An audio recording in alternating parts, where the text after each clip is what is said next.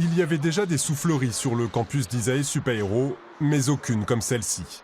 À l'extérieur, l'imposante installation technique aspire l'air pour l'envoyer jusqu'à 300 km/h dans cette pièce isolée acoustiquement. Une fois terminée, elle sera en pointe pour mesurer le bruit provoqué par les turbulences du vent. Au niveau instrumentation, on se dote quand même de la meilleure instrumentation aujourd'hui disponible sur le marché en termes d'aéroacoustique. Donc ça, sur la mesure donc acoustique, mesure de bruit. Donc on a un ensemble de micros, on est à plus de 200 micros ici qu'on pourra installer dans la chambre anéchoïque dans laquelle on se trouve aujourd'hui pour étudier n'importe quel corps qu'on souhaite étudier. Plusieurs travaux seront menés ici, de la recherche fondamentale destinée aux publications scientifiques, mais aussi des projets plus concrets, en partenariat avec des industriels.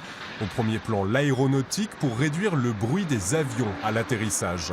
35% seulement est produit par les moteurs, le reste par les turbulences du vent sur les ailes et le train d'atterrissage. C'est là qu'intervient la soufflerie. On va y placer des maquettes à échelle réduite de trains d'atterrissage ou de portions de l'aile, en particulier quand le bec et le volet sont déployés comme un peu avant l'atterrissage.